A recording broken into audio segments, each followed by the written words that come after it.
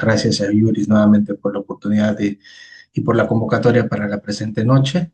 Espero que hoy también podamos compartir ideas muy interesantes en torno a la dinámica o el funcionamiento del Poder Judicial. Cuando hablamos de despacho judicial y manejo de expedientes en materia penal, lo primero que se nos va a venir a la mente es una oficina ocupada por un magistrado y muy probablemente este tenga a su lado a un asistente o a un secretario que tenga una ruma de expedientes que vaya a ir trabajando, ¿no? Durante la labor judicial, durante las horas de trabajo judicial. Y eso es cierto.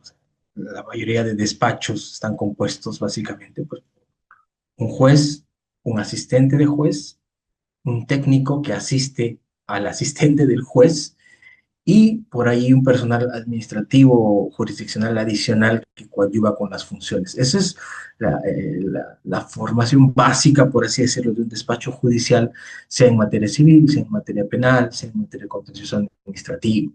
Bien, pero en materia penal, específicamente hablando, eh, en los últimos 20 años esta dinámica ha cambiado notablemente y ello en buena cuenta debido a la implementación del ya no tan nuevo Código Procesal Penal del año 2004.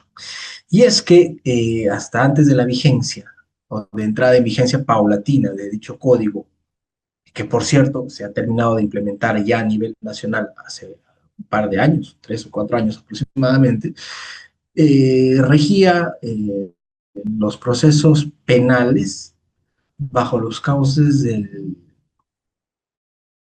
viejo modelo inquisitivo del Código de Procedimientos Penales de 1940, que tiene una influencia en el Código de Enjuiciamiento del español. Pero, ¿qué sucede? El nuevo modelo procesal penal, este nuevo modelo procesal penal, tiene una dinámica de distribución del personal totalmente distinta. A diferencia del antiguo modelo, por así llamar, en donde un juez trabajaba directamente con un personal jurisdiccional, en el nuevo modelo el personal jurisdiccional ya no trabaja directamente con el magistrado, sino que está adherido a un pool de asistentes del módulo penal, que por lo general es corporativo. Eh, y esto obviamente ha conllevado que el Poder Judicial, desde el 2004 en adelante, y viene dando incluso a la fecha muchas disposiciones que están orientadas precisamente a implementar el nuevo modelo procesal penal en las distintas cortes del país, se ve en la necesidad de modificar la organización de los despachos judiciales.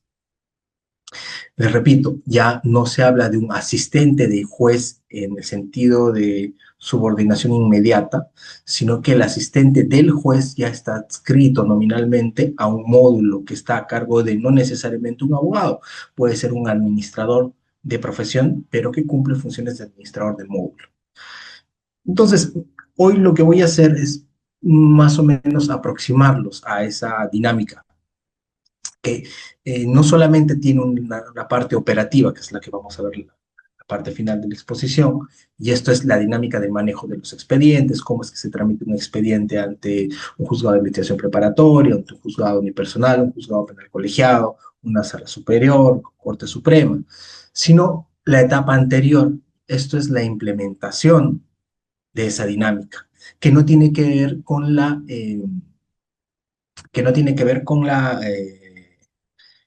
el funcionamiento jurisdiccional, sino con la delimitación de funcionalidad operativa que no es jurisdiccional y que depende exclusivamente de las decisiones que tome sobre la materia el Consejo Ejecutivo del Poder Judicial, que es el órgano de gestión del Poder Judicial, que no ve funciones jurisdiccionales.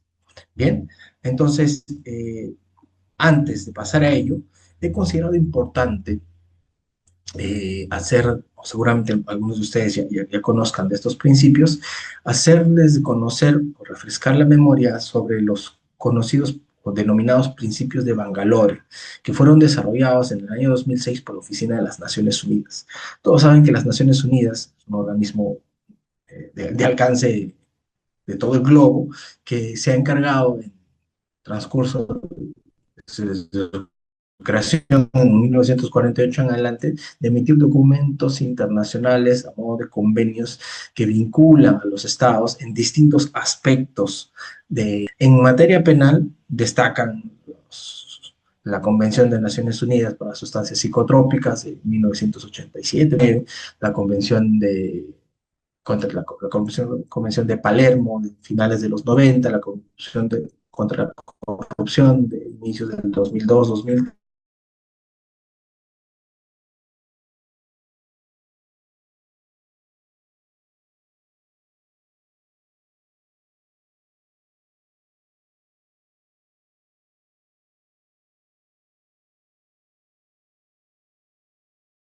Doctor, se ha salido. Hola, ¿hasta dónde me escucharon? Hola. Sí, doctor, le escuchamos. Se había cortado. Sí, ¿hasta dónde me escucharon? Disculpe. Hasta la Convención de Palermo estaba diciendo, ahí está y me escuchó. Ah, ya, muchas gracias, muchas gracias. Voy a compartir nuevamente, ¿ya? Listo, doctor. Disculpa, me van a disculpar. Ya, ¿se ve la diapositiva?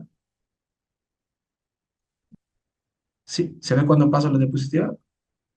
Sí, doctor, sí se ve. Ya, muy bien. Espera un minuto.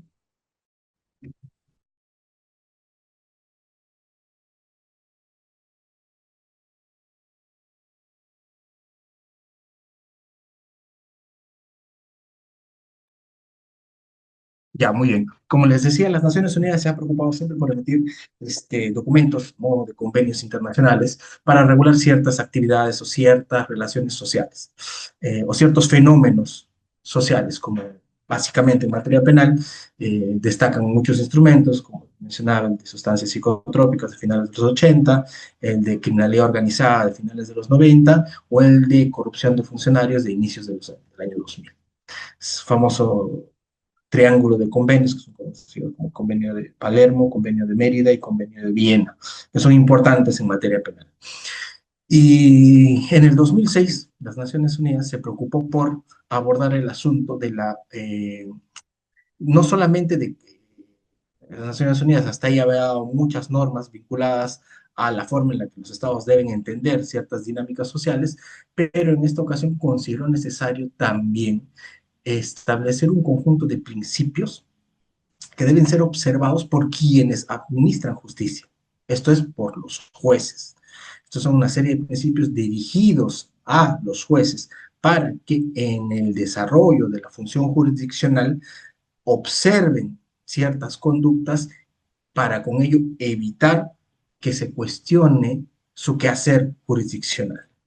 Tienen a la vista estos 7 principios, 6 principios, perdón, y brevemente vamos a hablar de cada uno de ellos. Pues, ¿no? Tienen, el primero es el principio de independencia, que está en la parte inferior de la pantalla, y este garantiza que el juez lleve a cabo un procedimiento justo y libre de toda influencia. Y esto guarda relación con lo que en algún momento se habla en teoría del Estado sobre la división de poderes, ¿no?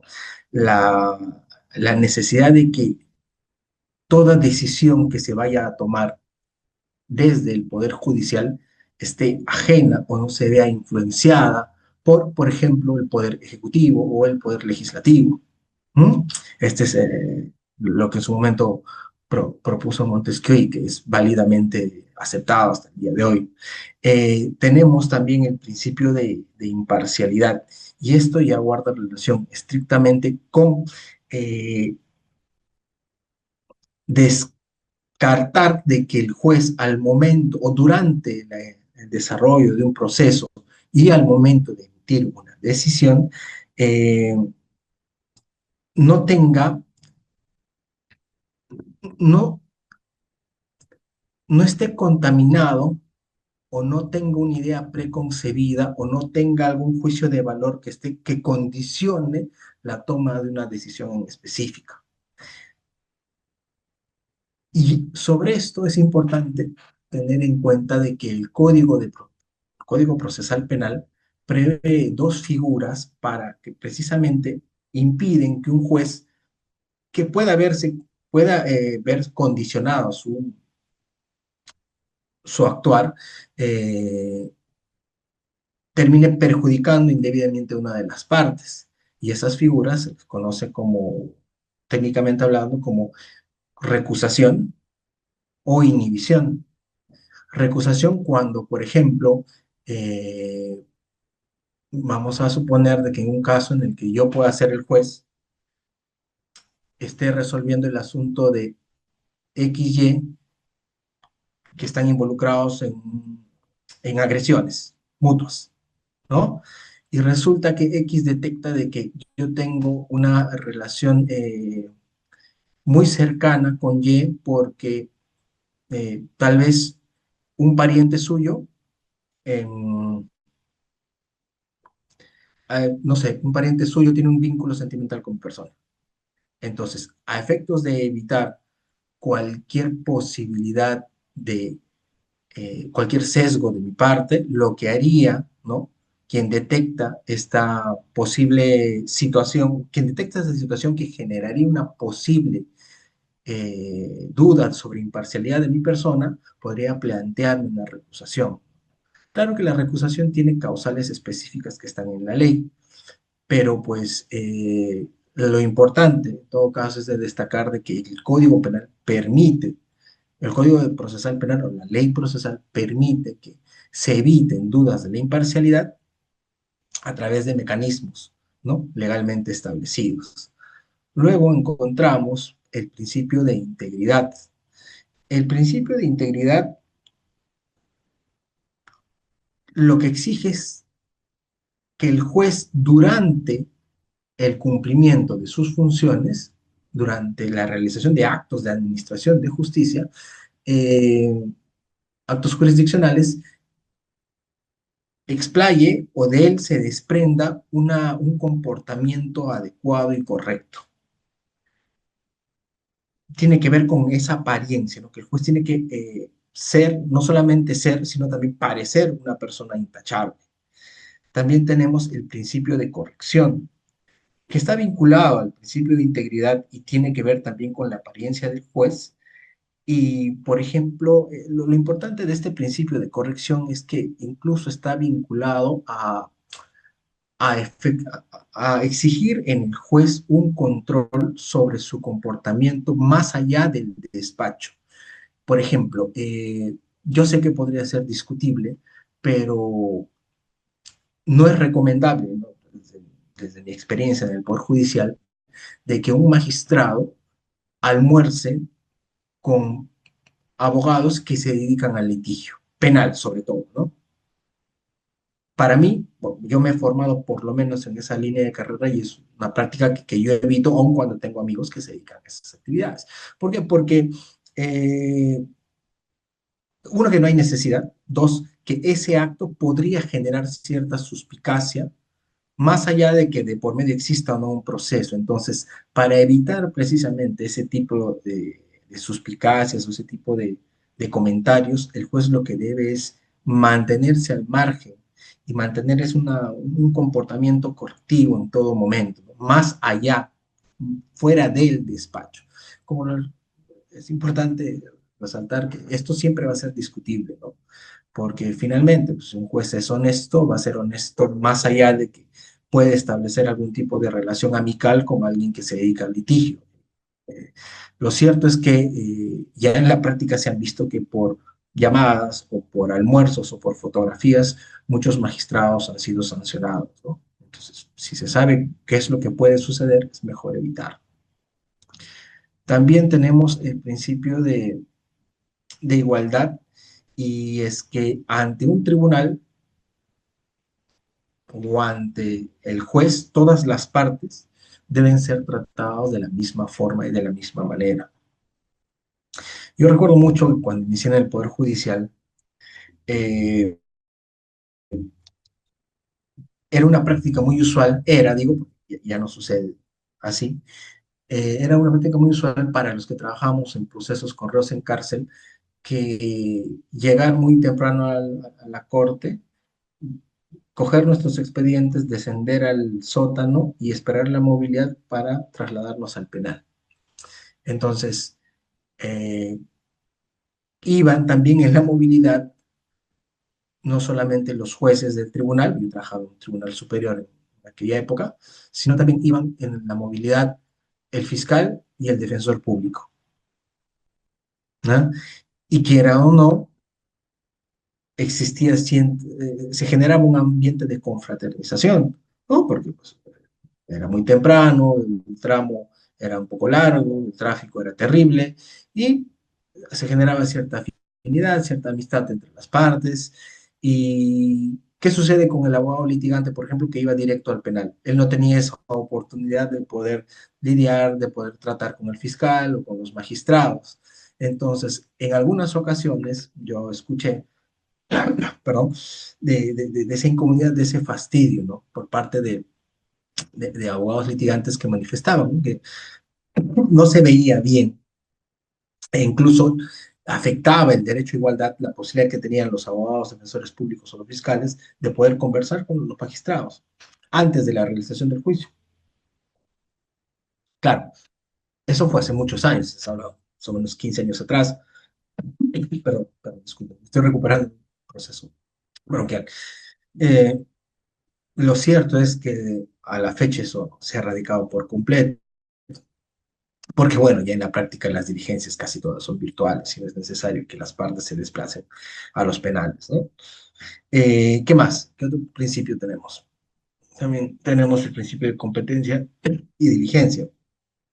Bueno, el principio de competencia básicamente está vinculado a las competencias que define el Código Procesal Penal y que se establecen en función de la naturaleza del delito, la oportunidad en la que se cometió el delito.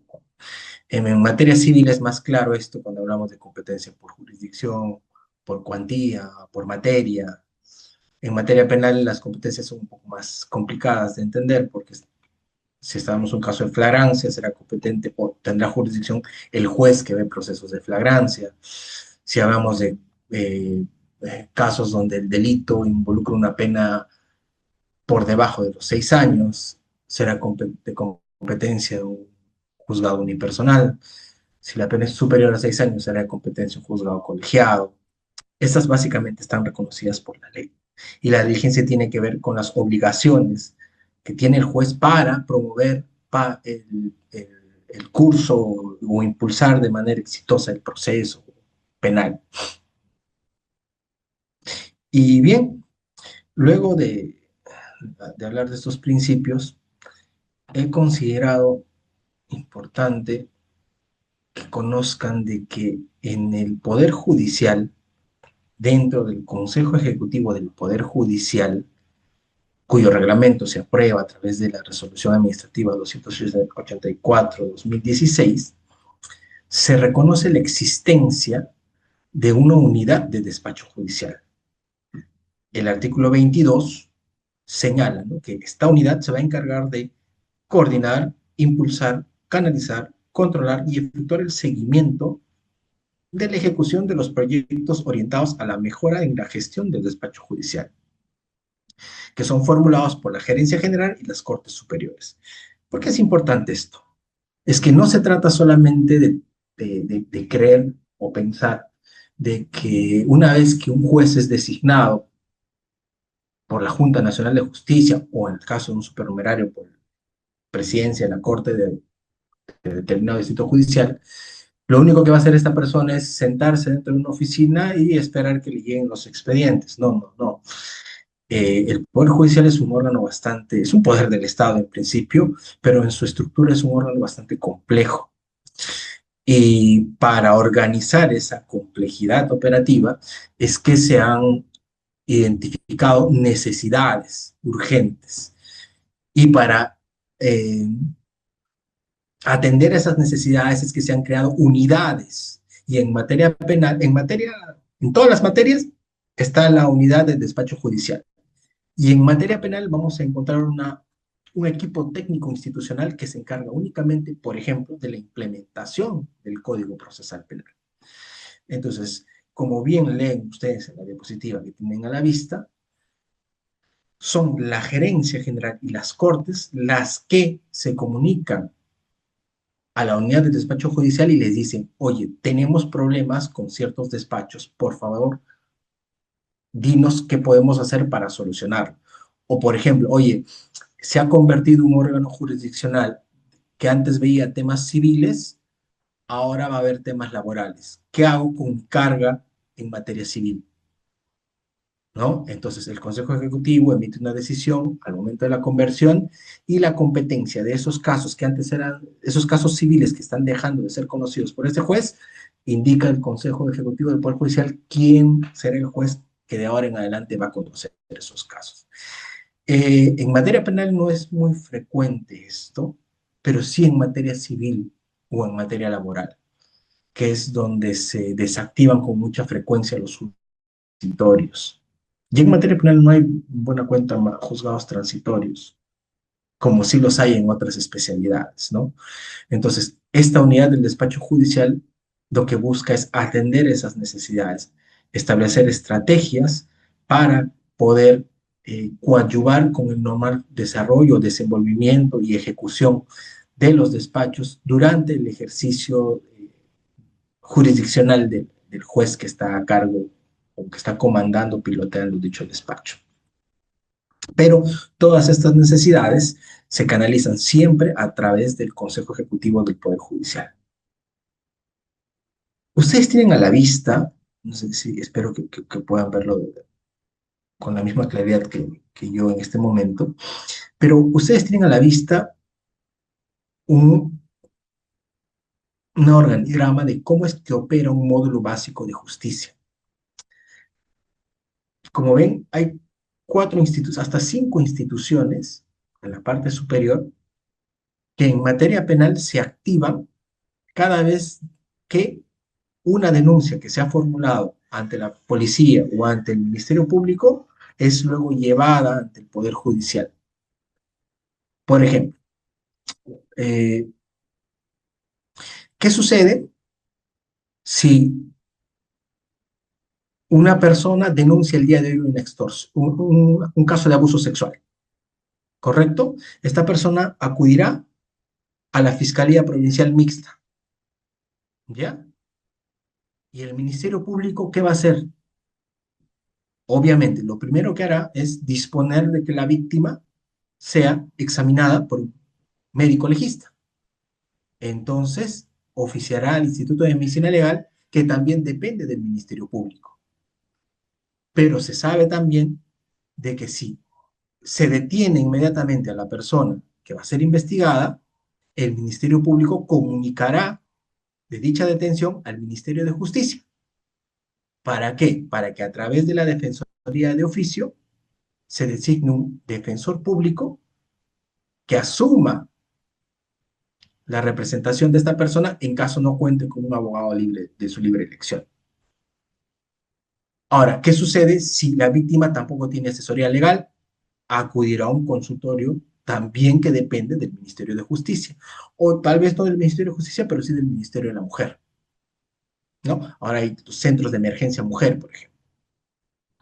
¿Y qué sucede si esta persona investigada va a ser objeto de una prisión preventiva, de una solicitud de prisión preventiva por parte del Ministerio Público? Este pedido se hará de conocimiento del Poder Judicial, que activará a su vez la función de un juez, que probablemente sea un juez especializado en lo penal, que en este caso del nuevo Código Procesal Penal vendrá a ser un juez de investigación preparatoria. ¿Y qué sucede si este juzgado declara fundado el requerimiento de prisión preventiva por, pongamos, 9 meses? Pues será el INPE quien se encargue de ejecutar la medida. Como ven, por cada caso que se activa ante el Ministerio Público y eventualmente es llevado al Poder Judicial, es todo un aparato del sistema de justicia penal el que, ah, como si se tratase de un engranaje, va a comenzar a funcionar. Por cada caso, siempre se van a activar las instituciones involucradas en los cuadros que tienen ustedes a la vista. Y si nos concentramos, por ejemplo, en las funciones del Ministerio Público, el fiscal no actúa solo, tiene el soporte del equipo de apoyo a la función fiscal, llámese los asistentes de función fiscal. Si hablamos de un fiscal provincial, tiene fiscales adjuntos y estos a su vez tienen asistentes de función fiscal. Cuando ellos piden, por ejemplo, una medida coercitiva ante el Poder Judicial, el juez de investigación preparatoria, que es un juez especializado, recurrirá al soporte humano que constituye el equipo de apoyo jurisdiccional. Y dentro de este equipo de apoyo jurisdiccional vamos a encontrar a los asistentes judiciales, a los secretarios judiciales, al asistente de nuevo código que se encarga de las grabaciones, todos esos cargos que ustedes encuentran cada vez que leen el, eh, este documento del Poder Judicial donde establecen todas las plazas, operan dentro de cada uno de estos cuadros, ¿no? Dentro del equipo de apoyo jurisdiccional, dentro del equipo de apoyo multidisciplinario, como pueden ser las asistentes sociales, dentro del equipo de apoyo a la función fiscal. Es más, retroceder, cada acto de estos que postula el Ministerio Público se hace a través de la mesa de partes. Y la mesa de partes no está adscrita al juzgado, está adscrita al módulo básico de justicia. Y el módulo básico de justicia tiene un centro de distribución, que es el centro de distribución no es más que la mesa de partes. En mi época le hacía el centro de distribución general, pero en buena cuenta es una mesa de partes.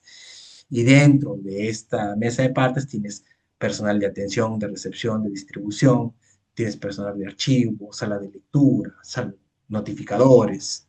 Entonces, lo que pretendo con esta imagen que ustedes tienen ahí a la vista es mostrarles de que no es tan sencillo, de que aunque pareciera que solamente el fiscal recibe el expediente, el fiscal genera la carpeta y se la presenta al juez para que éste resuelva, pues en principio el juez no resuelve un caso, resuelve cientos de casos, cientos de incidencias, decenas por mes y cientos por año.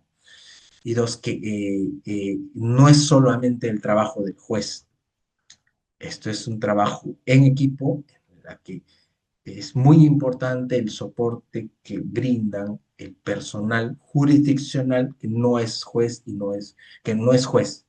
Llámese los asistentes, los técnicos, los auxiliares, el señor de mesa de partes. Es bastante complicado. Y pues lamentablemente la sobrecarga que se tiene y sobre todo la sobrecarga que se tiene en los juzgados, lo único que genera es que los expedientes, el trámite de los expedientes se vuelva más lento, se vuelva más tedioso y eso genera una incomodidad válida por parte de los justiciables, ¿no? Y bien, ahora vamos a hablar de la UETI penal, enfocándonos en materia penal. Como ya les había adelantado, el Código Procesal Penal, mal llamado a estas alturas nuevo Código Procesal Penal, entró en vigencia el 1 de julio en el año 2006 en Huaura. Año 2006, o sea, el código se promulga en el 2004, el 2006 se inicia su implementación, pero esta culmina recién hace 2 años aproximadamente con la Corte de Lima, que era la corte más grande, más complicada, la más tediosa de implementar. Pues bien, entonces, para la implementación de este nuevo modelo procesal penal que se caracteriza por conformar equipos a través de módulos, a través de pequeñas módulos corporativos, les dicen, de pequeñas corporaciones, ¿no? Eh, pequeñas áreas con funciones muy delimitadas, es que la UETI es creada por el Consejo Ejecutivo del Poder Judicial para que se encargue del monitoreo de la implementación, el monitoreo y de proponer los correctivos necesarios para que el Código Procesal Penal se implemente de manera efectiva. Hasta el día de hoy realizan una labor bastante complicada porque es muy difícil. Ellos no solamente tienen que plantear, o bueno, a estas alturas ya el código está vigente a nivel nacional, pero en su momento no solamente era plantear, sino es buscar personal capacitado, o capacitar a ese personal, desde jueces hasta personal jurisdiccional, y tener que desplazarse a zonas muy, muy alejadas del país, ¿no? Porque el código, pues, no solamente se implementa en las capitales de región, sino también en los distritos, ¿no? En las provincias, en los distritos. Y bien, estas son las funciones generales de la UETI penal, que son básicamente las que hemos mencionado hasta hace unos segundos, ¿no? Monitorar y evaluar el proceso de implementación del código, proponer las mejoras, realizar diagnósticos y proponer mejoras en función de esos diagnósticos, evaluar los planes que proponen las Cortes de Justicia. Claro, las Cortes también tienen un papel bastante activo. Las Cortes les dicen, miren, yo propongo que se implementen juzgados de esta forma. La UETI evalúa, ve si esa propuesta cumple con lo que el código reserva para la ejecución de la implementación del nuevo modelo, y puede validar, puede señalar que no. También formula propuestas para conformar órganos jurisdiccionales, presenta propuestas de capacitación y difusión sobre el Código Procesal Penal. De allí que por lo menos los que tenemos bastante, los que trabajamos hace muchos años en Poder Judicial, tengamos muy presente la figura de la UETI como una unidad que ha impulsado bastante la capacitación de jueces, e incluso, más allá de jueces, incluso también, ¿no? Aperturando la posibilidad de capacitar a fiscales y a personal jurisdiccional, porque en buena cuenta, pues el conocimiento del código es mejor que todas las partes involucradas puedan ser capacitadas en cuanto a la dinámica de funcionamiento de estas reglas que se venden como más garantistas en comparación con el Código de Procedimientos antiguo, y que tienen una dinámica donde prima la oralidad sobre lo escrito, pero no la descarta por completo. Hay un error en los que consideran que con el nuevo modelo eh, no se debe perennizar las resoluciones, o no se deben de transcribir las actas, ¿no? Ese es un grave error. Prima la oralidad, pero no descarta la escritura, no la descarta por completo. Y para que vean ustedes cómo es que está compuesta la UETI penal, tienen ustedes ahí a la vista un organigrama, pues un juez de la Corte Suprema, en la actualidad la doctora Elvia Barrios Alvarado, jueza de la Corte Suprema con especialidad en materia penal, preside la OETI, el Código Procesal Penal, y esta OETI tiene una secretaría técnica, y dentro de esta secretaría técnica hay 4 espacios de desarrollo. Tenemos el componente de monitoreo y evaluación, que como ven ustedes allí, no está conformado exclusivamente por abogados, sino también por un ingeniero informático estadístico e incluso un ingeniero industrial. También hay un componente de capacitación que tiene que ver, pues, como bien lo dice el nombre ahí, con la difusión del conocimiento, programación de, con la programación de actividades destinadas a capacitar al personal jurisdiccional. Se tiene también un componente normativo que tiene que ver con el monitoreo sobre el funcionamiento de estos nuevos órganos jurisdiccionales, y cómo es que van observando, o cómo es que esta implementación observa lo que la ley ha dispuesto para tal fin, ¿no? Que las competencias se hayan delimitado conforme el Código Procesal lo señala, que existan la cantidad de jueces suficientes para atender los requerimientos de ese lugar. Y por último, un componente de difusión que, bueno, básicamente ya tiene que ver con el lado de publicidad o marketing, no sé cuál es el término más adecuado, pero tiene que ver con la difusión de las actividades que realiza este equipo técnico, ¿no? Y dentro de cada corte, van a encontrar un presidente de la ETI distrital. Cada distrito judicial tiene un presidente de la ETI distrital que a su vez realiza un constante monitoreo sobre las actividades del juez superior, juez especializado y juez de paz letrado que están vinculados precisamente a la materia del Código Procesal Penal del 2004. Ahora, hasta acá lo que he hecho es básicamente acercarlos a la forma en la que el Poder Judicial implementa en materia penal crea o ha venido implementando órganos jurisdiccionales para atender eh, casos en materia penal bajo competencia del Código Procesal Penal del año 2004, ¿no? Pero bien, ya si nos concentramos en cómo es que se tramitan los expedientes judiciales dentro del Poder Judicial, lo primero que tenemos que tener claro es cómo es que está organizado jurisdiccionalmente el Poder Judicial. Al lado izquierdo tienen ustedes un triángulo donde destacan tres niveles. En el nivel inferior se encuentran los juzgados de paz, que son juzgados que están liderados por un juez de paz que no necesariamente es un abogado, que no es un abogado y cuya responsabilidad básicamente recae en una persona muy respetada de determinada comunidad. Ellos son elegidos por miembros de su comunidad, ejercen función jurisdiccional en aspectos muy básicos, muy elementales, pero su permanencia en el puesto sí es objeto de control por el Poder Judicial.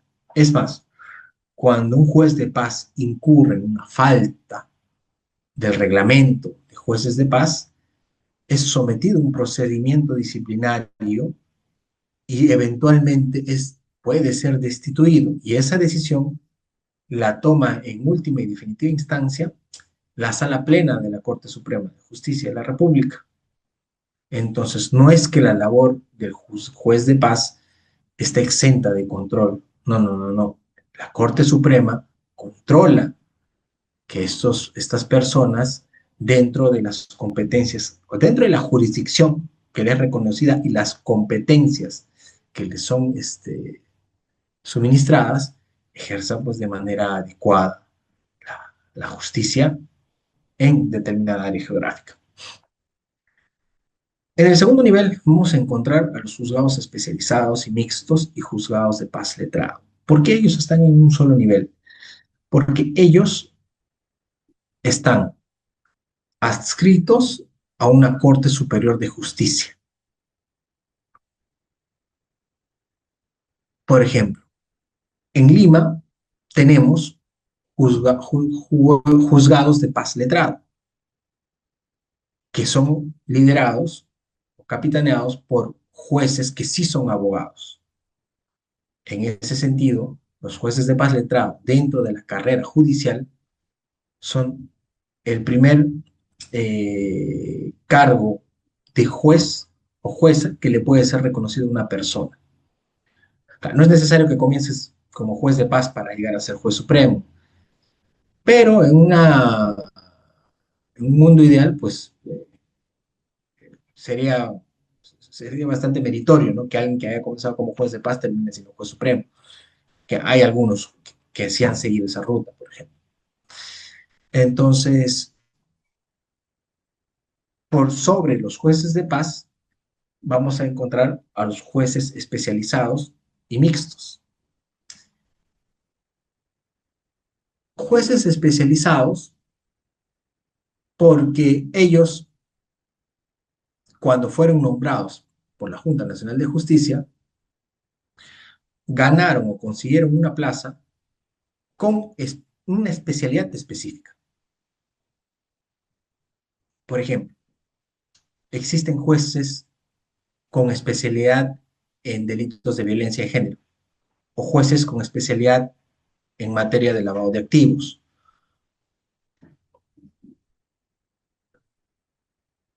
En el caso de los jueces mixtos, me refiero a ellos cuando, este, me refiero a ellos cuando hablo de juzgados que resuelven más de una especialidad. Existen algunas zonas algo alejadas, sobre todo en provincias, en donde no existe necesidad de contar con un juez por cada especialidad, sea civil, sea penal, sea laboral, por ejemplo. No, porque no hay tanta población, pero sí existe la necesidad de tener un juzgado, un juez. Entonces, se asigna a un juez de una especialidad para que adicionalmente conozca otras especialidades. A eso se le conoce como juez o jueza, juzgado mixto, porque ve distintas materias a la vez. Por sobre los juzgados especializados, vamos a encontrar a los jueces superiores que trabajan en salas superiores. Las salas superiores están adscritas a una corte superior en específica y muchas de ellas también se identifican por una especialidad en específico. Pero acá hay un detalle importante, que para ser juez superior, uno no postula para adquirir con una especialidad en específico. Uno solamente postula para ser juez superior y punto. Mientras que para ser un juez especializado, sí postulas a una especialidad en específico. Por ejemplo, yo puedo decir, mañana yo postulo a la Junta para ser juez de lavado de activos. Y la Junta me nombra como juez penal de lavado de activos. Muy bien, yo soy un juez especializado en lo penal con subespecialidad en lavado de activos. Perfecto. Pero si yo postulara mañana para ser un juez superior, no voy a encontrar dentro de los perfiles que salen a convocatoria una plaza que diga juez superior con especialidad penal o juez superior con especialidad contencioso administrativo. No, no existe. Los jueces superiores no tienen reconocida una especialidad en específico. Ello no impide que cuando un juez gane una plaza como superior, internamente la corte a la cual va a ser enviado reconozca que él tenga cierta trayectoria en determinada especialidad y, y en reconocimiento a dicha trayectoria lo designen juez en una sala penal. Vamos a suponer que yo me desempeñé como juez especializado en lavado de activos por 10 años. Perfecto. Y postulo una convocatoria para ser juez superior. Gano la plaza. Y me presento ante la presidencia de la Corte de Lima, por ejemplo, donde gané la plaza, y la Corte tiene tres salas, una sala penal, una sala laboral y una sala constitucional, donde hay una vacante disponible en cada sala. El presidente de sala el presidente de corte, perdón, podría disponer de que yo cumpla funciones en la sala constitucional, porque en principio yo no tengo una especialidad en el cargo, pero yo podría, ¿no?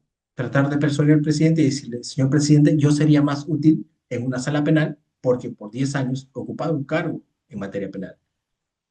¿Qué es lo que casi siempre sucede? ¿No? Que los jueces, los presidentes de corte, ante la llegada de un juez superior nuevo, lo que hacen es pedir su hoja de vida, su trayectoria, una entrevista, y ahí lo dirigen, lo acomodan en una sala que guarde relación con la especialidad que él más ha desarrollado, lo cual es bastante saludable, pues, ¿no?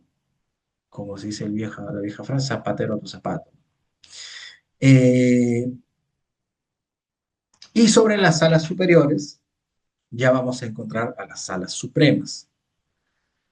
La lógica de los jueces supremos es la misma lógica que les explicaba cuando hablaba de los jueces superiores. Ningún juez supremo postula para una plaza con especialidad. La Corte Suprema tiene 20 plazas de jueces supremos y ninguno de los jueces supremos que ocupa alguna de esas plazas ha ganado su plaza y a la vez se le ha reconocido su especialidad. No. Lo que sí es inevitable es que cuando un juez supremo titular gane una plaza en la Corte Suprema, quien presida en ese momento la Corte Suprema vea el perfil de experiencia del magistrado y lo invite a ocupar, a presidir, no sé si es un juez supremo titular y hay espacio, o a conformar colegiado en una sala de su especialidad. En materia penal, claramente los jueces destacan en la Corte Suprema, son el doctor Víctor Prado Saldarriaga. En materia penal, el doctor César San Martín Castro y el doctor Manuel Luján Túpez, que son jueces penales, que tienen trayectoria, que vienen con mucho conocimiento jurisdiccional en materia penal y por esa razón ocupan tanto el doctor San Martín la presidencia de la Sala Penal Permanente como el doctor Víctor Prado Saldarriaga la presidencia de la Sala Penal Transitoria, ¿no? Y eso me parece que es importante que sepan porque donde están los jueces están los expedientes. Ahora, vamos a pasar al lado derecho, al triángulo que está al lado derecho. Acá ya vamos a desmenuzar un poco más la situación. Eh, para este gráfico del lado derecho ya no estamos considerando los juzgados de paz, pues como dije, ellos tienen una jurisdicción bastante particular. En este caso ya vamos a comenzar hablando de los juzgados de paz letrado. Y he puesto primera instancia abajo por una situación muy particular, porque dependiendo de la especialidad, la materia, existen casos que necesariamente van a tener que iniciarse en un juzgado de paz letrado. ¿Y qué va a suceder cuando un caso se inicia en un juzgado de paz letrado? Si existe alguien o si la decisión que pone fin a esa instancia le es adversa a alguna de las partes y ésta impugna, cuando se impugna una decisión de un juzgado de paz letrado, quien resuelva esa apelación será un juzgado especializado, que está en el tercer nivel de la gráfica. ¿Eso qué quiere decir? Que un juez especializado puede ser primera instancia en algunos casos y segunda instancia en otros casos. ¿Cuál es el ejemplo más clásico acá? La mayoría de procesos de alimentos, por no decir todos los procesos de alimentos, deben iniciarse en un juzgado de paz letrado. Y cuando vamos a suponer que la persona que ha demandado no se encuentra conforme con el monto e impugna, esa decisión la conocerá el juez especializado de segunda instancia. La segunda instancia será el juez especializado en materia civil, familia civil. Pero, ¿qué sucede si, por ejemplo, se inicia un proceso de conocimiento, una nulidad de acto jurídico? Eso no se puede iniciar ante un juzgado de paz letrado. Ese tipo de proceso debe iniciarse ante un juzgado especializado en materia civil, que va a actuar en primera instancia. Pero ¿qué va a suceder cuando la decisión que ponga fin a esa instancia sea impugnada? ¿A dónde subirá? En esos casos, la decisión es impugnada y sube a una sala superior, donde ya en segunda instancia no será un solo juez quien resuelva, Si no, serán tres jueces los que resuelvan la impugnación. Esta misma lógica, la última que les acabo de mencionar, se va a aplicar a la totalidad de procesos penales por delitos, no por faltas. Porque las faltas las debemos jugar paz letrada. Y para ya enfocarnos en materia penal, es que existe ahí una gráfica con letras rojas donde hablo de la presencia de los juzgados de investigación preparatoria. ¿Quién es un juez de investigación preparatoria? En principio es un juez especializado. Un juez de investigación preparatoria es un juez penal de investigación preparatoria, que está al mismo nivel que un juez especializado. Pero la diferencia está en que este juez de investigación preparatoria, como su nombre mismo lo indica, solo investiga o se encarga de controlar la investigación. No investiga ya como el Código Antiguo. Mas no va a ser un órgano de fallo, no va a emitir ningún tipo de sentencia. Cuando el juez de investigación preparatoria culmine, cuando se termine esa etapa de investigación, se remitirán o los autos serán llevados a esta segunda etapa que se conoce como etapa intermedia, que también está al mando de este juez de investigación preparatoria, quien finalmente, eventualmente, podrá validar o no la existencia de una acusación o de un requerimiento acusatorio. Y una vez que valide el requerimiento acusatorio, que dé por válida esta existencia, esta necesidad de llevar a cabo un juicio, cogerá el expediente y se le remitirá a un juez o a los jueces que se encargarán del juicio. Cuando me refiero a un juez o digo un juez, me refiero al juez unipersonal, que también será un juez especializado. Y cuando me refiero a los jueces, me refiero a los juzgados colegiados, que también son jueces especializados en materia penal. Esa es la dinámica bastante particular que representa el Código Procesal Penal. Cuando el juez unipersonal acabe emitiendo una sentencia, sea absolutoria o condenatoria, o lo mismo hagan el juzgado colegiado, el expediente, en caso se presente una impugnación, el expediente será elevado a la Sala Penal Superior, que en el nuevo modelo procesal penal es conocida como Sala de Apelaciones. La Sala de Apelaciones resolverá en segunda instancia. Y con esa segunda instancia se dará por consumada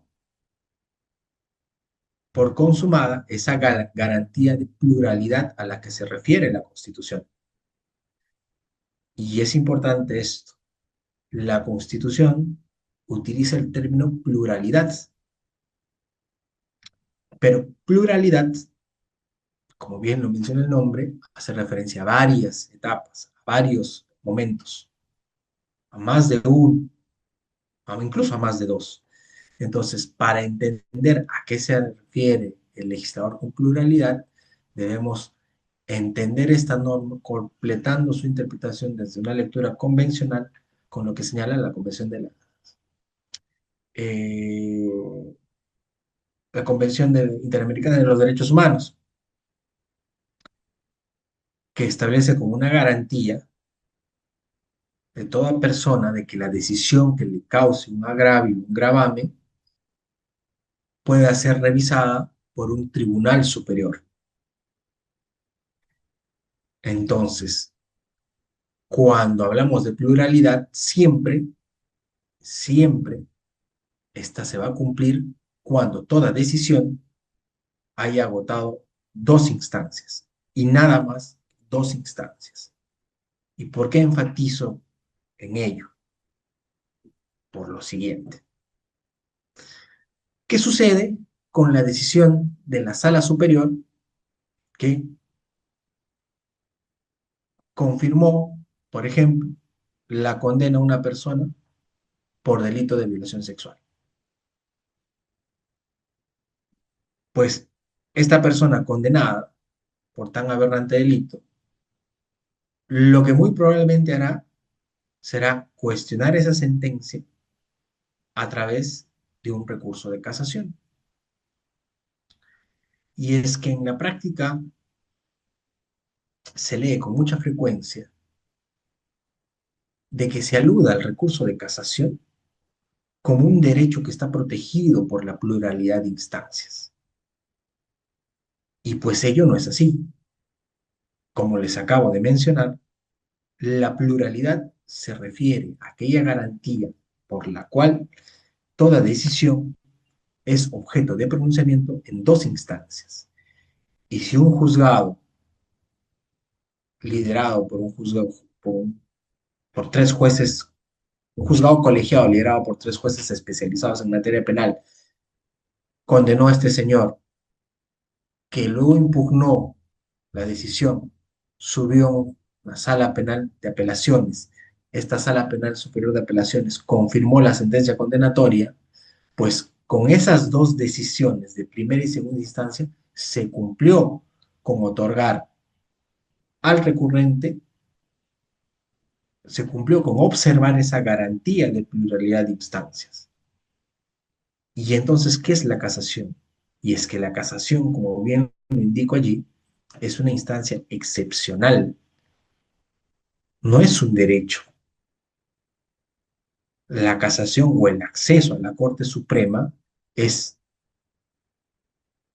uno que está permitido legalmente, por algo la casación está en el Código Procesal Penal.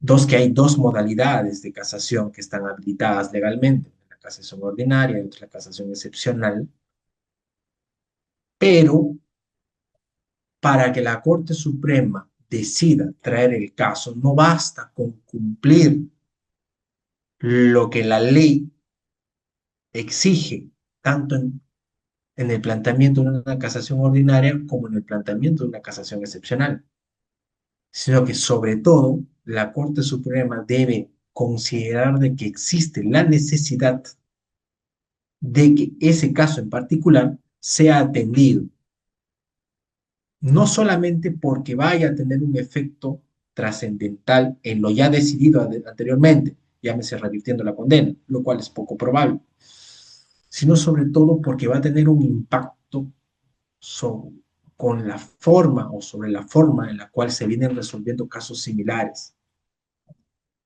De allí que uno de los fines de la casación sea el de uniformizar criterios jurisdiccionales, uniformizar la correcta interpretación de la ley penal y en algunos casos hacer justicia en situaciones concretas específicas, ¿no? Aunque este fin es discutido.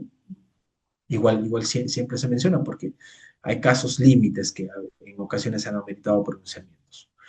Bueno, casaciones de oficio desde el año 2018 no se ven, de oficio no se ven, pero era importante que ustedes sepan que el Poder Judicial camina de esta manera, no es tan sencillo. Cuando hablamos de casos aislados, pareciera que el trámite es muy rutinario, muy sencillo, muy fácil de realizar, pero no, no es así. Yo les he hablado de un caso, para que ustedes tengan una idea. La Sala Penal Permanente de la Corte Suprema ha remitido hace 2 semanas a la Sala Penal Transitoria de la Corte Suprema, por disposición del Consejo Ejecutivo del Poder Judicial, más de 6.000 recursos de queja. ¿Qué es la queja? es un recurso que se presenta cuando tú interpones un recurso de casación y la sala penal superior que resolvió tu caso en segunda instancia te la rechaza, no la eleva a la Corte Suprema. Dice, no, te rechazo tu recurso de queja, de casación.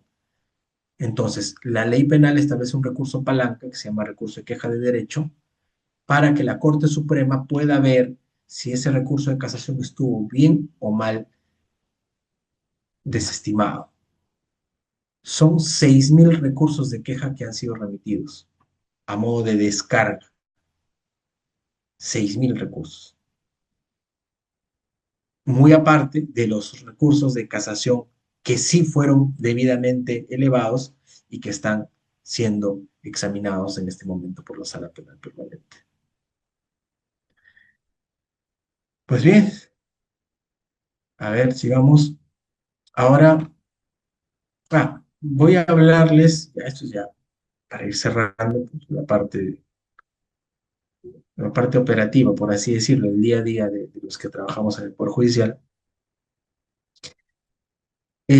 Nosotros en el Poder Judicial trabajamos con el conocido SIG, son las siglas del Sistema Integrado Judicial.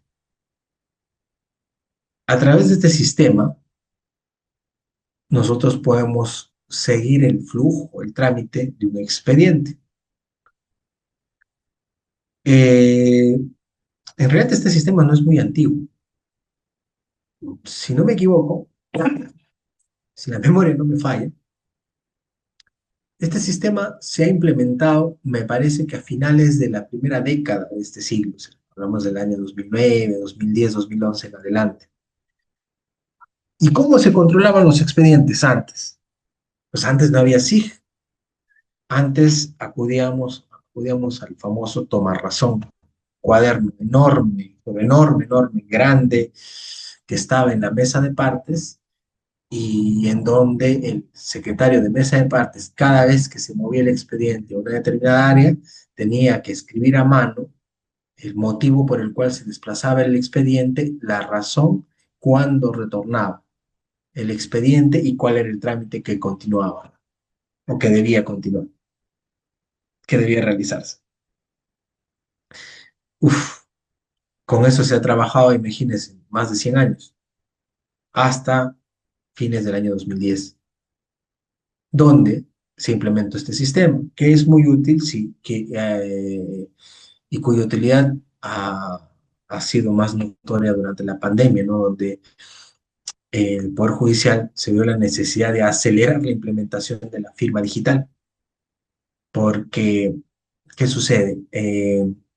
Hasta antes de la pandemia, los relatores de sala, por lo menos en la Corte Suprema, tenían que acudir a cada despacho del juez supremo para que él pueda imprimir su firma en cada resolución. Los jueces después, les explico la dinámica más o menos de cómo funciona la Corte Suprema. Los jueces se reúnen todas las mañanas durante muchas horas, desde más o menos las 8:30 hasta la 1, 2 de la tarde, para escuchar a los abogados que piden el uso de la palabra o a los procesados que piden el uso de la palabra por todos los casos que son programados para esa fecha. Pueden ser recursos de nulidad, apelaciones, casos donde la ley permite al juez a las partes informar. En una calificación de casación, por ejemplo, las partes no están habilitadas para informar. En un recurso de queja, las partes tampoco están habilitadas para informar. Entonces, ¿qué sucede en esos casos? Los jueces, cada juez por día, más o menos debe resolver 4 a 5 expedientes, cada juez supremo, lo que significa que el colegiado por día resuelve aproximadamente 20 casos. 20, 22 casos, eso es relativo, pero no menos de 17, 18 casos al día, cada colegiado, conformado por 5 jueces.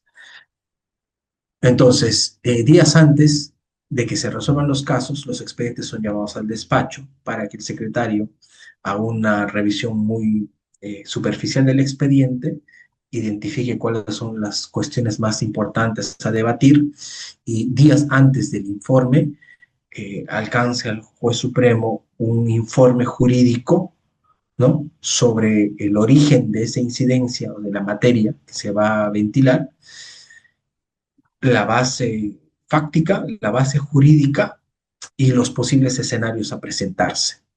El juez lo que hace es coge el expediente, lo lee, lo revisa y contrasta lo que hace el asesor, ¿no? Y él también genera su propio criterio de la lectura del expediente, de los 3 a 4 casos que él va a ver. Y así los 5 magistrados, la misma dinámica. Se reúnen, escuchan los informes orales, se desconectan de la sala de informes y se conectan a una sala privada. La ley orgánica señala que la votación de los casos es privada. Una vez que se reúnen a votar, discuten los aspectos fácticos y jurídicos de todos los casos que deben resolver. Cada magistrado va a sentar su posición y se genera un debate. Hay casos que son muy sencillos de entender, pero hay casos que son muy complicados, ¿no? Sobre todo casos donde ya existen medidas impuestas, sanciones efectivas impuestas, por ejemplo, sentencias por lavado de activos, violación, terrorismo, donde hay condenas de cadena perpetua, 30 años, 25 años, penas altísimas, ¿no? Pero también casos sencillos, donde hablamos de hurtos, donde hablamos de, no sé, de apropiaciones ilícitas, estafas, donde no necesariamente ha mediado una pena privativa de la libertad, sino que se ha impuesto tal vez una medida alternativa al encarcelamiento, una conversión de pena, situaciones similares. Entonces, los casos terminan de resolverse ya a entrada la tarde, y esa dinámica es de todos los días. Una vez que los magistrados resuelven cada caso, van a consignar esos fundamentos en una tablilla en presencia del relator de sala. Y lo que se consigna en la tablilla es una especie de dogma. Nada lo modifica. No hay forma de modificar eso, porque ya está votado, porque ya fue decidido por los 5 jueces. Si hay un juez que discrepa, también se dejará constancia para que ese juez genere un voto, ¿no?, en determinada situación. Que puede darse. Luego, el juez retorna al despacho y le dice al asesor que ha elaborado el proyecto, este proyecto va conforme, este proyecto va conforme, este se ha reformulado, también reformúlalo tú, y se elabora un nuevo proyecto de resolución. Y ese proyecto de resolución tiene que recabar, tiene que consignar todas las observaciones que realizaron los magistrados. Nuevamente se le extiende al juez supremo, que ya lo revisa por completo, te pide el archivo, él le puede hacer unos agregados, elaborado el proyecto definitivo. Hoy en día se sube a este sistema que ustedes tienen ahí a la vista, y el primero en firmarlo va a ser el juez ponente, el juez que conoció el caso. Una vez que él lo firma, los demás jueces desde su sistema ya están habilitados para también firmar. Y esa es la dinámica hoy en día. Antes de la pandemia, una vez que el juez firmaba manualmente, lo que hacíamos nosotros los asesores es ir al área de relatoría y entregarle al relator el bloque de resoluciones firmadas por el ponente, llámese por el caso del presidente de la sala en la que yo trabajo, y el relator lo que hacía era esperar que los demás despachos remitan también sus ponencias, y luego tenía que ir físicamente, despacho por despacho, a sacar firma de cada hoja que comprendía la resolución. Y ese era un trabajo muy agotador, muy, muy agotador. Y también un problema que si había un error en la redacción, que también sucede, tenías que anular ese proyecto, anular las firmas, tacharlas con conocimiento de los magistrados, rehacerlo y nuevamente sacar la firma. De allí que, pues, las firmas en esa época demoraban muchos meses en realizarse, y es por eso que era válida también la preocupación de las personas, el reclamo, ¿no?, de los justiciables, que que no veían su resolución hasta después de muchos meses después, ¿no? Hoy en día eso se ha cambiado bastante con la implementación de la firma digital. Cuando uno ingresa a este sistema integrado judicial, va a encontrar todos estos casilleros, operación con expedientes. Acá ingresará el número de expediente y una vez que ingresa, podrá visualizar los documentos que se han digitalizado en la Corte Suprema y seguir el trámite del expediente en la Corte Suprema. ¿Y por qué enfatizo con en la Corte Suprema? Porque la Corte Suprema no tiene acceso a la información del SIG de otras Cortes Superiores. Y ese es un gran defecto que presenta el Poder Judicial, y es que el sistema de expedientes, su sistema integrado judicial, no está interconectado. Algunos podrían pensar que la Corte Suprema maneja la información de todas las Cortes Superiores del país, de todo y de todas las especialidades, pero eso es mentira. Cuando nosotros requerimos alguna información del sistema, tenemos que comunicarnos por teléfono a la Corte de origen y pedir que por favor nos remitan cierta información. Y es básicamente para controlar plazos, por ejemplo. Cuando se eleva un recurso, lo primero que hacemos nosotros es ver que el recurso se ha interpuesto dentro del plazo. También tenemos la visualización de reportes de notificaciones, autos de calificación. Bueno, la toma instructiva que ven ahí es básicamente para conocimiento de los jueces de primera instancia, digitalización de anexos. Hoy en día se digitaliza absolutamente todo. Los anexos van en cuerno aparte. A través de esa ventana se puede acceder. La autorización de firma, pues para, en caso se requiere, se trata del sistema de un magistrado, un secretario de sala, relator de sala. Los escritos pendientes de proveer, para lo cual tienen que emitirse decretos, ¿no? De impulso, para impulsar el trámite, expedientes a elevar, la consulta a RENIEC. Tener mucho cuidado porque sí, nosotros tenemos acceso a RENIEC, pero, pero no podemos hacer un mal uso de esa información. Nosotros accedemos a RENIEC en tanto se trate de información vinculada al expediente. ¿En qué casos lo hacemos? Por ejemplo, se propone declarar nula una sentencia absolutoria, ¿ya? Vamos a declarar nula una sentencia absolutoria y como se declara nula la sentencia absolutoria, se va a ordenar que se realice un nuevo juicio oral. Y ya tenemos identificados a los testigos que queremos que acudan a ese nuevo juicio oral.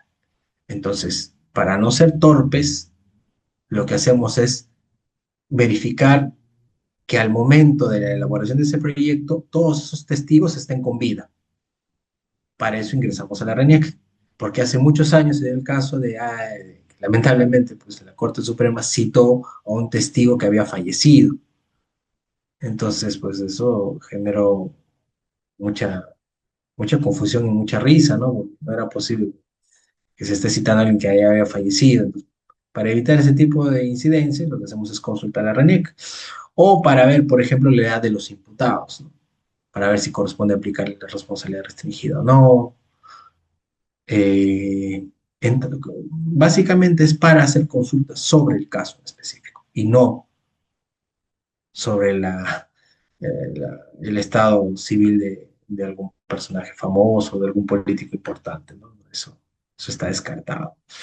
Y bueno, no todos los usuarios del SIC son los mismos, ¿no? Yo tengo un usuario no tan amplio como este, porque yo no me encargo de tomar instructivas ni de autorización de expedientes. Básicamente, yo tengo un usuario que me permite acceder a RENIEC, seguir la operación de mi expediente, el detalle, consultar los anexos y eso es suficiente para mí, ¿no? Desde la función que yo realizo.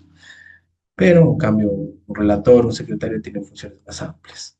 Esta es la forma en la que se ingresa, se coloca el juzgado, la especialidad, el número de expediente, y así se realizan las búsquedas. Y con eso, pues he terminado lo que concierne a la forma en la cual es que se maneja, se organiza un despacho y se maneja un expediente en materia penal en el sistema de administración de justicia peruano. Un juzgado de paz, juzgado especializado, juez de investigación preparatoria, una sala penal superior y la Corte Suprema de Justicia. Y quedo atento a sus comentarios, quedo atento a sus preguntas. Muchas gracias. Muchísimas gracias, doctor, por esta muy interesante pregunta.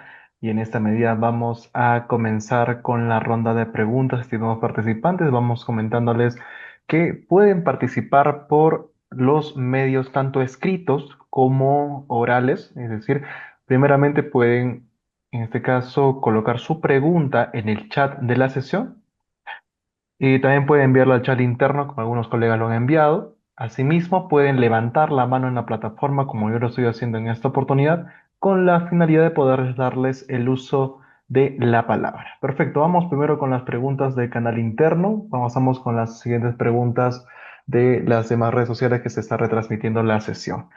Nos dice Alejandra Soto, muchas gracias, doctor, por su excelente ponencia. Desde su experiencia, ¿cuál considera que es el mayor desafío actual de la gestión diaria del despacho judicial?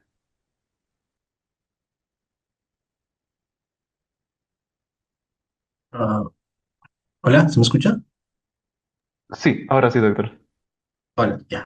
Ah, ¿cuál es el mayor desafío del despacho, no?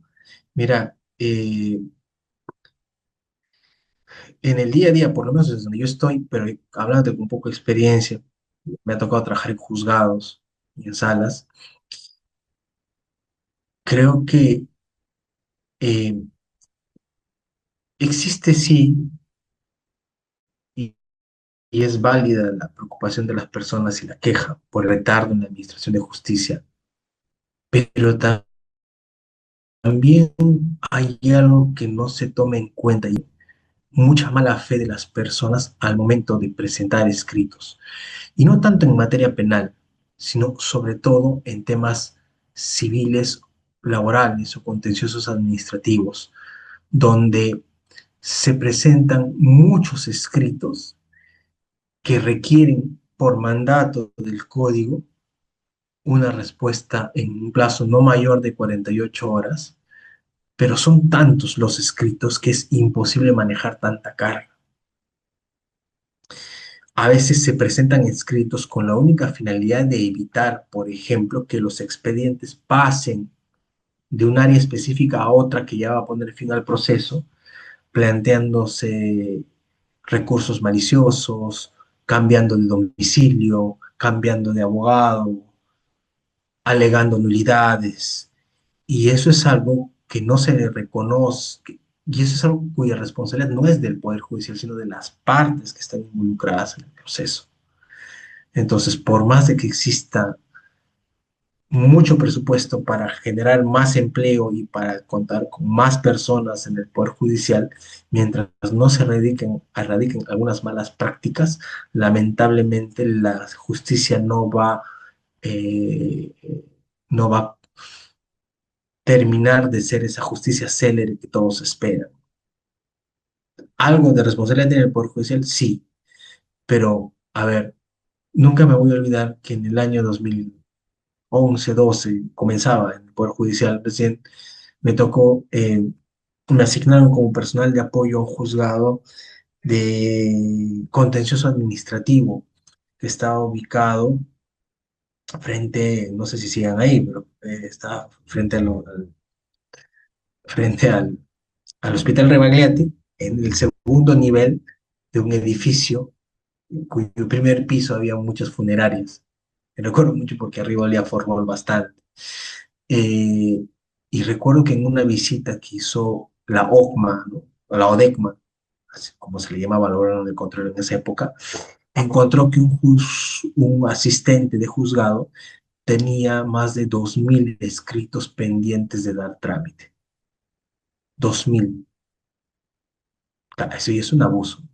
Obviamente que hay gran parte de responsabilidad en el servidor judicial, pero cuando, pues lamentablemente este señor lo suspendieron y luego me pidieron que apoye en el trámite de impulso de esos decretos, es que me di cuenta de lo que les acabo de mencionar, ¿no? que existen casos donde se plantean incidencias de manera maliciosa y a propósito para evitar que el proceso siga avanzando, sobre todo en temas que no penales, ¿no? Y en el tema penal, desde mi experiencia, creo que eh, las deficiencias que se presentan en materia de lucha contra el crimen organizado hoy en día, las carencias que se hacen evidentes desde el plano operativo, la poca capacitación de jueces, de fiscales, hacen que las investigaciones sean muy deficientes y eso se ve reflejado en, en, eso se ve reflejado también en el planteamiento de incidencias que están destinadas a cuestionar la actitud o la labor fiscal, ¿no? Por ejemplo, los llamados controles de plazos. ¿Por qué se recurre mucho al control de plazo? Bueno, básicamente es porque se han excedido el plazo, pero ¿por qué el fiscal de investigación preparatoria se excede en el plazo? Porque pues la cantidad de casos que tiene, la poca logística que tiene para hacer frente a esos casos, el poco conocimiento técnico que tiene en algunos casos en específico, si hablamos, por ejemplo, de delitos de cibercriminalidad, que son delitos nuevos, pues un fiscal joven, nuevo, recién nombrado, que en su vida ha visto delitos de cibercriminalidad y lo envía a una fiscalía de ciberdelincuencia, va a sufrir bastante. Y es que un fiscal de ese perfil va a requerir de conocimientos especiales, pero va a requerir además de personas con conocimientos muy específicos. Y si la fiscalía no tiene los recursos para poder tener ese personal capacitado, que adicionalmente, y que además tenga que repartirse en distintos lugares, en distintas fiscalías, obviamente esa carencia de personal capacitado también va a influir en la demora de las investigaciones. Es multifactorial, ¿no? Pero eso es lo que podría responderte por ahora. Va a depender siempre de la especialidad frente a la cual te encuentres. Muchísimas gracias, doctor, por su respuesta. Pasamos a la siguiente pregunta. Doctor Ricardo nos indica, doctor, un gusto escucharlo. ¿Qué consejo práctico le daría a los abogados jóvenes que recién empiezan a interactuar con el despacho judicial para asegurar un seguimiento eficaz de sus expedientes? Oh, muy bien. Mira, bueno, eh, mi primera recomendación, retrocediendo un poco ya al rol de abogado, es siempre que hubiesen podido tener la oportunidad de hacerse SIGRA, una gran oportunidad que no debe pasarse por alto. Hacer voluntariado o CESIGRA, porque te ayuda a conocer muy de cerca cuál es el trámite del expediente. Dos, si ya no tuviste esa oportunidad de hacer CESIGRA o voluntariado y ya eres un abogado en ejercicio y estás llevando tus primeros casos, es muy importante que hagas valer tus derechos como abogado y que siempre tengas una carpeta, sea digital o física, ordenada de manera cronológica de todos los actos procesales que se han emitido. Sé muy ordenado, porque nosotros que leemos expedientes, pues lo primero que hacemos es comenzar desde el inicio, lo que haría cualquier persona. Pero pues puedes tener 1000 tomos, puedes tener un expediente de 500 hojas, pero mientras tengas las resoluciones más importantes y estas representen solo 20 o 30 hojas, va a ser suficiente. Entonces, mi recomendación es que siempre pidas los proveídos que se emitan en fiscalía, las disposiciones que se emitan en fiscalía, las resoluciones que emite el juez y que las tengas en orden. Si se trata de una carpeta, no sé, de tutela de derechos, ya. Carpeta de tutela de derechos también. Si tienes una carpeta del expediente principal, tu cuaderno de debate también. Tus actas de cuaderno de debate también. Imprime. Si te dan el audio, el video, la diligencia, bueno, ahora con la IA puedes hasta transcribir, ¿no? Pedir a la IA que te transcriba, no que te confíes ciegamente en lo que haga la IA, pero que por lo menos tengas una constancia física, porque al momento de tú elaborar tus alegatos, vas a necesitar sí o sí de expediente físico. Y si no lo has armado o organizado tú desde el inicio, se te va a complicar mucho el manejo de la información. No digo que no puedas, ¿no? Sí vas a poder, pero es mejor que tengas el libro con la historia completa. Y qué mejor si puedes obtenerla hoy en día a través, ¿no? Antes, si tú querías tener la copia de un acta, tenías que solicitar, esperar que provean tu escrito. Una vez que provean tu escrito, pactar con el secretario una fecha para que él te entregue las copias y tú firmes un cargo. Maestro, hoy en día no. Hoy en día vas, pides autorización y tú le tomas foto con el celular. Es más sencillo. Entonces, así como es más sencillo acceder al expediente, también es más sencillo que tú puedas crear tu propio cuaderno, organizar tu propio expediente. Y eso es lo mejor que vas a poder hacer. Siempre. Muchas gracias por su respuesta, doctor. La doctora Valeria Quispe nos indica, muchas gracias por su gran exposición, doctor. Quería preguntarle cuál es su perspectiva sobre el impacto de la digitalización y el expediente judicial electrónico en la celeridad y la transparencia del manejo de los expedientes. Muy bien. Mira, voy a hablar desde la especialidad a la que me dedico en materia penal. La digitalización es muy importante. Sí, porque te permite ya tener la información perennizada en el sistema y puedes acudir a ella sin necesidad de tener el expediente físico en cualquier lugar. Por ejemplo, si yo tengo acceso remoto desde casa, podría acceder al expediente de manera digital sin necesidad de traer el expediente que está físicamente en mi oficina. Bien, pero hasta allí 10 puntos. Es muy útil. Pero ¿cuál es el problema que se ve en materia penal? Por ejemplo, hace unos años, ¿qué nos dimos cuenta? En el nuevo código existe esta práctica de, bueno, el código lo permite, ¿no? De que las actas de las diligencias, y dentro de estas, obviamente, las actas de juicio, sean eh, elaboradas de manera muy breve. Se les dice bitácoras, ¿no? En la sala de audiencias número tal, se reunieron los jueces para resolver el proceso penal de tal señor. Estuvieron presentes tales personas, al minuto tal del audio se dio inicio al interrogatorio y no aparece el interrogatorio. Si tú quieres, debes remitirte al minuto tal de la grabación que está en el sistema. Ya, eso, por ejemplo, me parece que está mal, porque sin perjuicio de que existe ese respaldo de audio, deberían transcribirse las actas tal como se hacían en el Código de Procedimientos Penales antiguo. Porque cuando uno proyecta un resumen para enviárselo al juez o para presentárselo al juez, es muy tedioso tener que estar abriendo el sistema por cada diligencia. En cambio, es mejor, como mencionaba hace unos minutos, tener en física inscripción y poder revisar la transcripción completa, poder resaltar, poder leer, poder detectar contradicciones, ¿no? Hay casos que a una respuesta a una pregunta diste determinada respuesta y sin querer después te volvieron a formular la misma pregunta y diste una respuesta distinta. Eso es complicado de hacer seguimiento si solamente te guías del audio. Es mejor siempre tener la transcripción. ¿Y qué pasa hace unos años? Que esta acta tipo bitácora es válida en el Código Procesal Penal del 2004, pero el Código Antiguo de Procedimientos Penales no menciona nada al respecto. El Código Antiguo mantiene la tradición de transcripción de las actas de audiencia. Pero yo me pregunto, pues es un tema ya de criterio y sentido común, ¿no?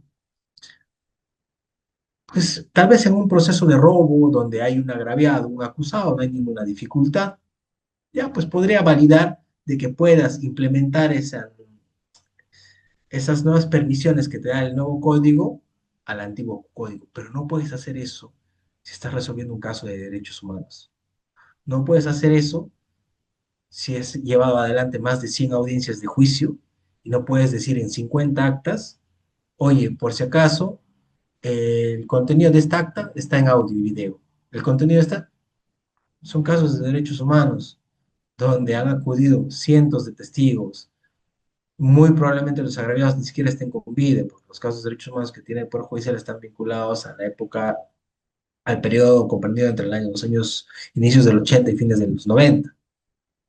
Entonces, esa información no puede, debe perennizarse y respaldarse en audio y video, pero necesariamente debe consignarse en acta. Otro error que se cometía con frecuencia antes. El Código Procesal Penal dice que ahora todo es oral. Ya, muy bien. Entonces, si el juez dicta una resolución oralmente, ¿qué hace el asistente? En el minuto número 10 de la grabación de fecha tal, el juez emitió la resolución a través de la cual resolvió dos puntos, improcedente la excepción de prescripción. Mire, ¿eh? La parte afectada interpuso recurso de apelación, subió a la sala superior y la sala superior agarra y dice, ¿y yo de qué me voy a pronunciar si no tengo la resolución a la vista? El código señala de que las actas pueden contener resúmenes de las diligencias, pero no dice de que las resoluciones no deban ser transcritas. Toda resolución debe estar transcrita siempre. Si no, ¿cómo se hace el control en apelación? No le puedes decir a los jueces de la Sala Penal Superior que se coloquen los audífonos, ¿no? Y que escuchen el audio. Y dos, eso incluso infringe el principio de publicidad. Publicidad. ¿Por qué? Porque la publicidad es una garantía para la población de la forma y manera en la cual los jueces administran justicia. Los jueces administran justicia a través de sus decisiones. ¿Y cómo te enteras de las decisiones y del razonamiento del juez? A través de sus resoluciones. Entonces, las resoluciones siempre deben ser públicas, siempre deben estar redactadas íntegramente y no remitirse a material de audio y de video. Ese es un grave error. Entonces, ¿es buena la digitalización? Sí, pero no hay que abusar de esa digitalización. Eso es lo que te podría responder. Gracias por la pregunta. Muchas gracias, doctor. Pasamos a las dos últimas preguntas. Aquí el doctor Andrés Torres nos dice, doctor, muy clara su presentación. ¿Cómo cree que los jueces penales logran equilibrar de forma eficiente las labores jurisdiccionales propias de su cargo con las responsabilidades administrativas inherentes en la gestión del despacho? Bien, a ver, mira, y esto creo que es importante, siempre voy a utilizar esta comparación, cómo se hacía antes y cómo se hace ahora. Precisamente antes de la creación de la implementación del nuevo modelo, en el juez recaía esa responsabilidad de ejercer control sobre el personal jurisdiccional y sobre todo el manejo logístico de su despacho.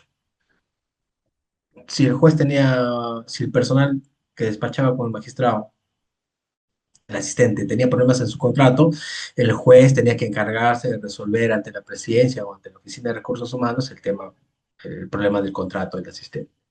Entonces, es para quitarle esas responsabilidades adicionales al juez que ahora el personal jurisdiccional está adscrito a los módulos que están liderados por un administrador de módulo, que puede ser abogado, puede ser ingeniero. Entonces, lo que sí es positivo de este nuevo modelo es que le ha quitado al juez eh, le ha quitado al juez, lo ha liberado de ciertas preocupaciones logísticas, llámese de personal o entiéndase de materiales logísticos, de mobiliario, porque ahora todo eso debe ser, de responsabilidad del administrador de módulo. El juez lo que debe hacer es únicamente sentarse, leer su expediente y manejar sus audiencias. Creo que eso es lo bueno del modelo vigente, ¿no?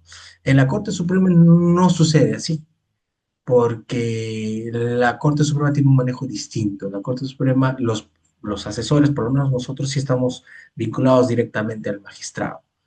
Eso ya es por un tema de distribución de personal y por la propia naturaleza de los cargos que tenemos. Pero en juzgados y salas es como te he mencionado, ¿no? Entonces, hoy en día ya el juez dispone de más, centra sobre todo su preocupación ya en sus casos y no tanto en aquellos aspectos operativos que antes sí le demandaban bastante atención. Muchas gracias, doctor. Pasamos a la última pregunta. Doctora Sofía Benavides nos dice, doctor, gracias por compartir sus conocimientos. Soy estudiante de Derecho que ya está por culminar sus actividades. Y más allá de la remuneración, ¿qué aspecto considera más gratificantes al momento de ingresar a laborar en un despacho judicial? Ingresar a elaborar un despacho judicial es bastante retador. Si, si, si más allá de que te proyectes a ser magistrado o no, tienes ese interés, tienes esa pasión por la curiosidad. Si eres una persona curiosa, si quieres entender cómo es que, porque esto es algo que siempre repite mi maestro, ¿no? Después de Dios, el juez es el único que puede castigar a sus semejantes, ¿no? Después de Dios, solo el juez penal puede castigar. Y eso es algo muy cierto y muy profundo. Castigar a una persona no es una labor sencilla. Obviamente que para castigar hay que seguir todo un procedimiento. Y mientras tengas ese interés por tratar de entender cómo es que un ser humano puede ser tan perverso, porque el derecho penal, si de algo te habla, es de perversión,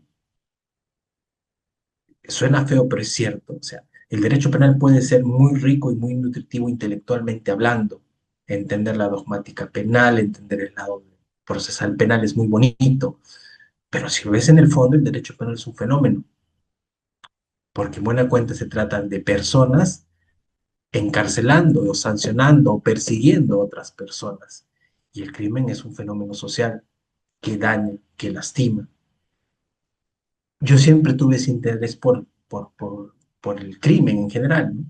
Por, yo veía de niño muchas series, La Ley y el Orden, entonces, wow. Entonces fue así que me llamó la atención el derecho penal. Tuve la oportunidad, gracias a Dios, de ingresar al Poder Judicial bastante joven, pero no trabajé de derecho penal directamente, trabajé en civil, contencioso, laboral, administrativo, y me tocó ir a trabajar a una sala penal para elaborar actas. Ponía audífonos y transcribía actas todo el día. Esa era mi única función. Pero nunca le vi el lado mecánico a la función, sino trataba de entender qué es lo que hacía y me di cuenta que el contenido de mi trabajo, o sea, lo que yo hacía era importante porque iba a incidir en la forma de pensar de un juez.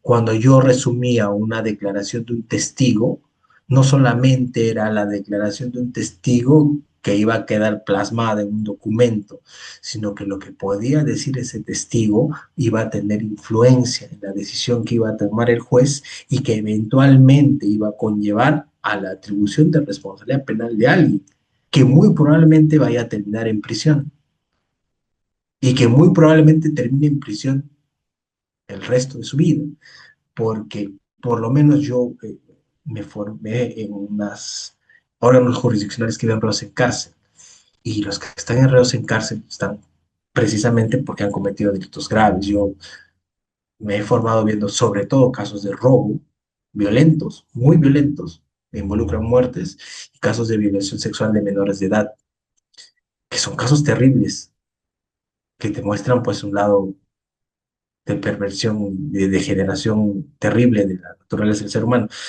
pero, pero que me interesaba, es ese interés mío, ¿no? Por esa curiosidad mía, por ese apasionamiento mío por entender, tratar de entender, y que hasta ahora no termino de entender por qué es que las personas pueden hacer esas cosas, lo que siempre me ha mantenido muy arraigado al Poder Judicial. Yo no tengo otra experiencia que no sea fuera del Poder Judicial. Ojalá Dios mediante algún día pueda ser magistrado, pero, pero a mí me gusta eso. Pero claro, para poder hoy proyectar sentencias, en algún momento tuve que pegar notificaciones, tuve que ir a notificar físicamente, tuve que coser expedientes, tuve que resumir. O sea, no es que tú te vayas a sentar y lo primero que te vayan a decir es, hoy toma, hazme un resumen de expediente o dame tu opinión sobre el caso, ¿no? Hay, mal decir derecho de piso, creo que es muy necesario que si te interesa el Poder Judicial, lo conozcas desde muy abajo, porque eso te va a nutrir de la experiencia suficiente para que más adelante se te haga más sencilla entender la dinámica de la administración de justicia y si tienes mucho interés por el derecho penal, recomendación siempre va a ser que complementes ese lado práctico con la capacitación constante, ¿no? En mis tiempos, o sea, cuando yo me formaba ya en el Poder Judicial como trabajador jurisdiccional, no existían institutos que te capacitaban en funciones del nuevo código, funciones del auxiliar jurisdiccional o estructura del Poder Judicial, no. Yo aprendí leyendo la ley orgánica. Cuando me hablaron del control difuso por primera vez, yo ni siquiera sabía dónde existía. Bueno, ni siquiera había llegado al ciclo de la universidad donde me enseñaban eso. No aprendí que estaba en la ley orgánica del Poder Judicial, en el Código Procesal Civil. Entraba a internet, descargaba un artículo y leía. Complementaba lo que se aprendía en mi trabajo con lo que me proveía las lecturas, los libros, pero es porque yo quería entender.